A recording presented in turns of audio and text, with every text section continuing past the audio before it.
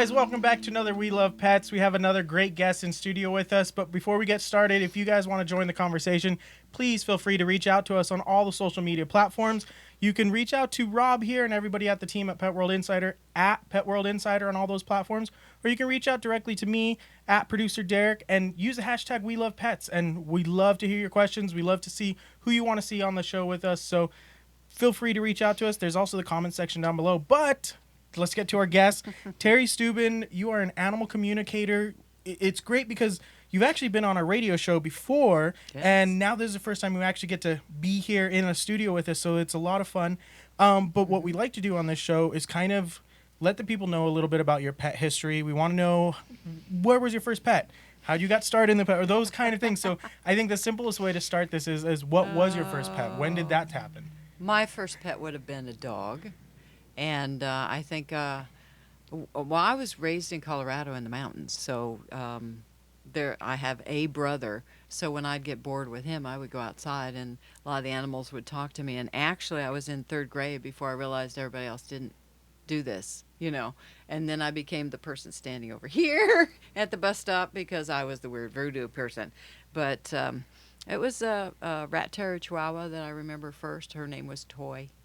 Awesome. Yeah. And so I know people are going, wait, you talk to animals. It's not just an imaginary friend. This is what the animal communicator side of it. And we want to kind of go a little bit into it because a lot of people are skeptics about this kind of stuff. And I mean, we always take the pet world in a different way. We always like to be open-minded about a lot of stuff. And we were having the conversation before we started in here is that from the radio show interview, there's things that you've taught us that we use to this day. So good. Let's talk a little bit about the animal communication. How did that start? And I know you got a little bit behind saying that people didn't always talk to animals. So how did that kind of start up for you?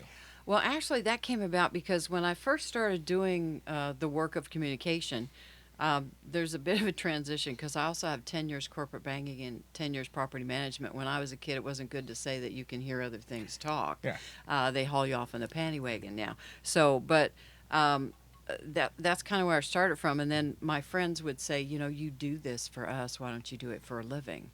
And I pretty much said, do you want me to go tell everybody I'm Dr. Doolittle or what? You know, and they pretty much did. So I lost some friends because of it, but I gained a lot more. So I think it's a good idea to...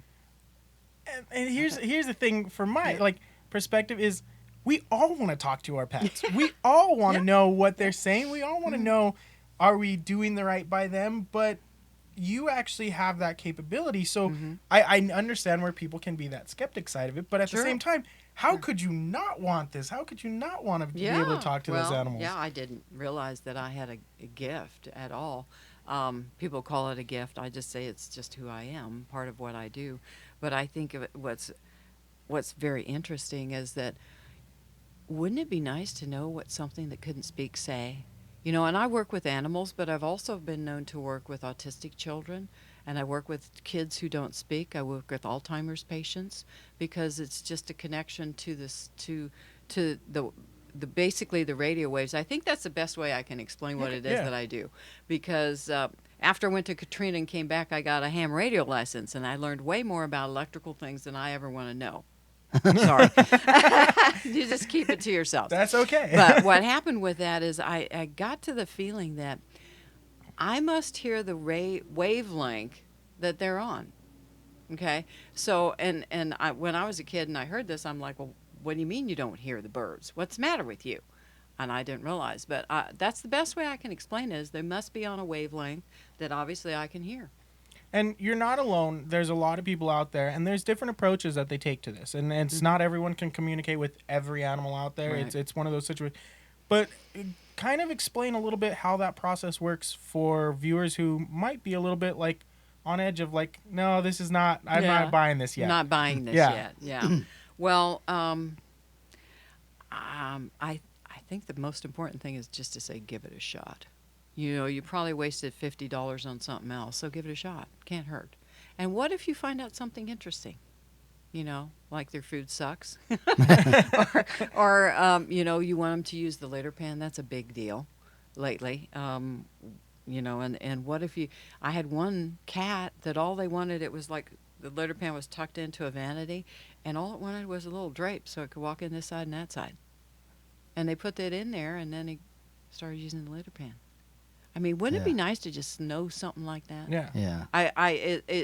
It just kind of surprises me sometimes because people will go to their wits' end trying this, spending so much money. They'll do everything but avoid contacting somebody like me. But I understand. There are psychics in the world, right? Psychics, and some good, some not so good. And they toss the animal communicators into that group. And there are some that are good and some that are not so good. So it's just like everything, But I've gone to a shop to get my car done, and it wasn't any good, right? And you go to somebody else. So you have to experience things. You have to try things. But I think anybody that wants to be close to their pet is going to want to try this, and they're going to want to experience it because it's fun. It really is a lot of fun. Well, I think too, one of the other things is that I think most of us have experienced it, and we just didn't realize it. True. I know for me, one of my startling moments with my connection to Sugar was I would hear her many times in the middle of the night tell me something was going on with the kids.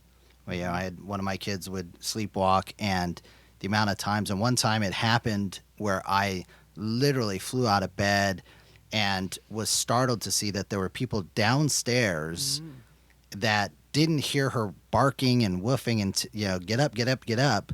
And I was like, how did you not? And Sugar didn't bark. Sugar didn't say anything.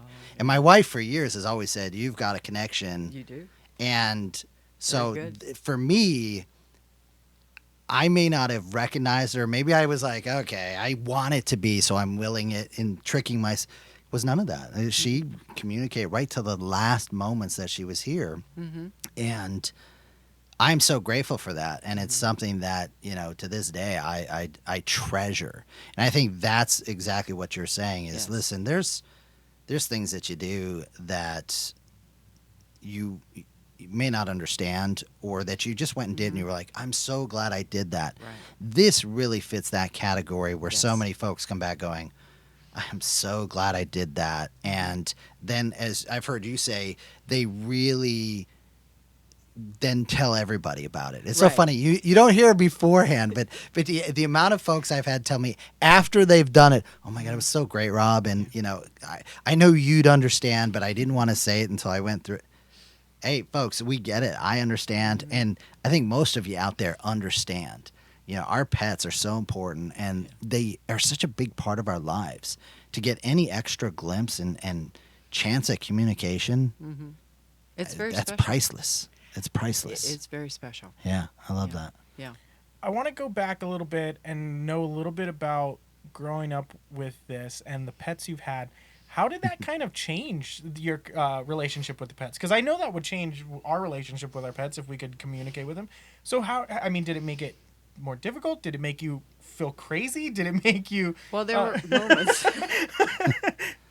Well, when you're the odd man out, yeah, you do feel like you're nuts, and you go to a place where I just kind of shut it down and didn't do a lot of talking. I would go out. My parents owned a large resort area. It was like 10 acres of land. It had marina, grocery store, trailer park, and cabins on it. So I could walk around this whole area. So in the winter, nobody was there. It was a summer resort situation. So I would go outside and I would start walking down, and sometimes there'd be a deer walk along with me, or a skunk, or a raccoon. He was pretty snarky, so I didn't invite him very often. And there was a bear one time that walked with me, and I told him he had to go further up in the mountains or my dad would shoot him. So when Dad heard there was a bear, he's like, he went out to go get it because he was a hunter back in those days. But I would walk with them and talk with them. My parents didn't. My mother was a little skeptical of me. I think it scared her, a lot of the things that I do. But when you grow up in nature and you're outside, you have one brother, there's not a lot going on. Mm-hmm. It's kind of it was very natural for me to transition. It was when I started talking to people the problem came about that I didn't know I had a problem. Right. Well, I don't Then think had it's a problem, but no. I Well, would it call was a then, but Yeah, now fair it's enough. okay. You Yeah. know? Yeah. So yeah. what about nowadays with your pets? Like, what's that life has? Because you now embrace it. It's now part of who you are. There's not this hiding it from anybody. But so, what's that relationship with your pets now? It makes you're so close with your pets, and there are times, just so you know, I do hide it because when I travel I don't tell some people, and I'm getting ready to go to Maine. I go to Maine every year, and there's a lady that comes to visit me, and she says, I just so want to tell them who you are. Because every dog that goes by me comes up to me, and I'll hear this, tell them about the food, it sucks. Tell them about this. My right hand hurts. Can you give them some medicine? But I really can't say anything because I'm incognito. So, sorry. No, there's nothing to be sorry about. So, I mean, is Doctor Dolittle the movie like a good portrayal of like how that is for you? Yeah, what's really interesting for me is because of what I do and how I get connected. I had to watch the show itself twice because I hear what the animals are saying on the set, on the screen, just like now. I hear what they're actually saying. Okay. So it was really And funny so for me. not even in Well, you room get with this you, right. yeah. We're doing it 3 times. That's the monkey. Yeah. And I just have to crack up. So I have to watch it a couple times. You're so I laughing can hear at what they different were- jokes than we're laughing at. You guys aren't even hearing half of them, And it's when the tiger is doing this, it's kind of like, it's really getting hot here, And they were all giving the lead character a hard time because I guess he couldn't do his lines right. So it was pretty funny. But yeah, it's entertaining to do, to be inside here sometimes. Yeah, that sounds entertaining. Well, and you have done so many different things. What things have stood out to you? Because I know you've been at, you've been at a lot of events, but you've also been at a lot of tragic situations as well, whether it be Katrina or other things that you've been invited to give your expertise. For you, what are some of the highlights that have stood out where you've just felt validated, not by the world, but just where you've just had that sense of, Oh, wow. this is why I do this Daily. daily? I think it's daily. Because when I go doing Reiki on a pet, and he stands up and he hasn't been up for 2 days, and he goes to eat. Tears. Yeah. What do you say to that? Yeah. Way to go, Derek. Make her cry. Jeez. Not doing that anymore. No, hey, But I mean, there are moments like that. Yeah, I and you mean- work with pets, and especially if they're getting ready to pass or something like that, there are those moments that come up, But do not be surprised if you have somebody like me come and a pet is getting ready to pass. And there was a moment with a kitty cat where I said, do you want to cut some hair? Because I suggest things that people might not be thinking about. And the cat looked up and said, don't let her cut anything till I'm gone. She wants a hodgepodge. And the lady said, I didn't even think about it. But then after the cat passed, the cat's floating up here, and the lady's like, oh, I just want this. It was calico, so the different colors everywhere. She had pegboard stuff everywhere, taped them all down, and the cat's up above my head said, see what I mean? And the lady just started laughing. Oh, right, you're right. I mean, there are moments like that are just really, really humorous, and it makes the transition easier for us human side, too. I want to talk a little bit about the books that you have here with us. One of them is the stories from Katrina from the voice of the animals. Yes. And it's not from the people experience. It's the voice of the animals, and I think that's a very unique thing. And I also want to get into a little bit of the your other book here because there's information in it that we were talking about earlier and how I use that kind of stuff and tips. So let's first talk about the Tales of Triumph here. Okay, well, Tales of Triumph is the journal of the 2 weeks that stay when I was down there with the Humane Society of the United States and doing disaster response. And it's basically morning to night on a day of what it was like to get up and where I went, who I was invited to work with, the vets I was working with for several days. I had one vet grab me and say, you're not going anywhere, which I was really delighted because you never know being field of what I do, if people are going to accept it or not. There are some interesting things that happen down there, I want to say, but there's some really funny things that happen down there too. So it's all in the book. A lot of my clients had a little problem thinking I can't read that. And then after they did, they're like, it wasn't anything like I expected it to be. So don't think it's going to be a scary bad movie thing. It's not. It's what the animals were saying, the relief, Because really, there were some people that were left there, yes, but all the animals were left for a good long time. Yeah, And it just took a confusion of the vets and everything to get everything so we could go in and help. It was a little bit of a problem. But because of that, we have laws where we now can evacuate with our pets. That was a precedent for Katrina. Yeah. So that's it's a good book. Everybody will enjoy it, and they'll have some moments in there they laugh pretty darn hard too. I'll tell you that. But Secrets of a Pet Whisperer: Stop Telling Your Pets to Misbehave. Sorry, it's a long title, but it really covers it. Okay. And that goes into the process we were talking about, staying away from the words don't, won't, can't, shouldn't, stop, not, no. Because that puts a reverse picture of do this instead of don't do it. So you want to make sure that your messages are going through correctly. The reason I came up with that book is because when I go for a home visit, in an hour, I give a lot of information. It's hard to remember all that. So there, it's in the book. You know, there are some people that won't call someone like me, but they'll buy the book. Doesn't matter how it gets in your head. As long as you and your pet get better. In the nightstand. Yeah. No one knows I'm into. Yeah, but those kind of things. Yeah. It's a hard thing to sell sometimes because we are so skeptic in this world that we live. But I mean, we, from like the different people we experience, the different stories we experience, there is a level of communication that we just don't understand, and those pets do so much for us on a way we're not going to understand. And I think people like you help bridge that gap. And so, I mean, when we were talking earlier, it was like, that's where those tips that I remember from the radio interview we did. And I used those tips because it made sense to me. It didn't seem out of this world or anything. It made total sense that, hey, and you know what? It works. I have to say it works for me. And so those kind of things are I always keep an open mind with these kind of situations because you just never know what you're going to get out of this pet world. It's great.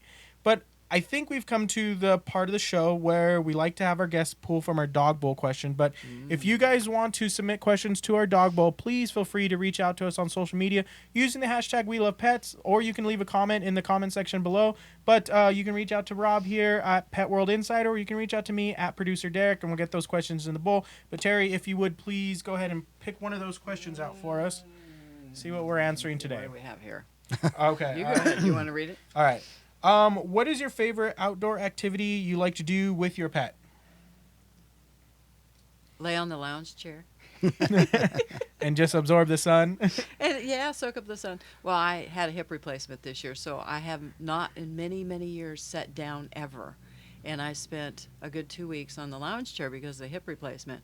And I'll tell you, that little gut and me we're like this, so I have to work less. Sorry. That's what it is. Excuse me. I think that's great. Rob, what would be your outdoor activity? I know you don't get outdoors much. You don't agree with outdoors that well. Yeah, so. Exactly. No, the thing that I really love to do is to play chase. I love at our last place we had this just huge pool. And one of the things that Sugar and Zoe and I would do is I'd walk to one side of it, and we would just run it like it was a track. And at certain points they'd stop, and they were so in sync.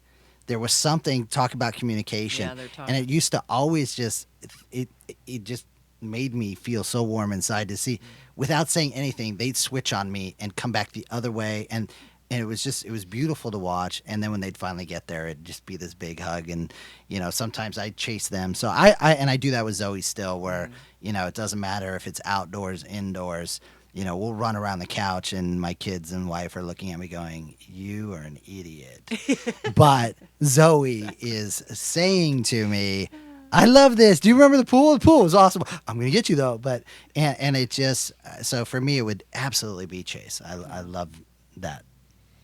I would have to say it's a throw up between hiking and beach situation. Hiking makes me throw up. So we know you're that. and so It's your favorite thing. Yeah, I think between those two, I mean, because you're just out there in nature, you get to be outdoors and in an environment that, I mean, I've got a big dog, so I mean, she loves those environments. So it's one of those situations where I couldn't really pick between the two, but I think it's Yeah. visiting those kind of places out there with her is I think what I like the most. So That's cool. I think all good answers. I think Yeah. we all everyone We all got it right. passed. Yeah, We all I think we all passed. passed. Yeah, that's fine. Okay. Hopefully, So we all hopefully, passed. there is no right answer or wrong answer. So but what we like to do, we really appreciate you coming on the show, but we want to make sure if there's something you want the pet world to just research more, look up more, you want people out there to know or to understand a little bit more, we want to give you a moment to kind of share what you're real passionate about in that pet world and what you want other people to kind of know. First of all, I would check it. Food is very important. There's a lot of allergies in our animals these days, and I know you guys are doing a lot of, to work with that. But it's very important to do some work, and I hope you have Dr. Dodds come on because Yep. she's got the key that I refer everybody to. I think food's important. I also think Google the medications you need to give your pets and look under side effects, because sometimes we have a reverse reaction with a pet and we don't know why, and we don't relate it. We think it's an aggression, and it could be a medication. So I know the vets look at that, but a lot of times if people are said, I have to give this medication, look at that, see what side effects are. If things start changing, then you need to make a phone call to somebody, because I've worked with some vets about that. And when I fill a medication, I can tell what it does in their body. So a lot of times I can say, no, this makes me dizzy. There was one lady, I grabbed a bottle of her stuff, and I thought I ought to take it home.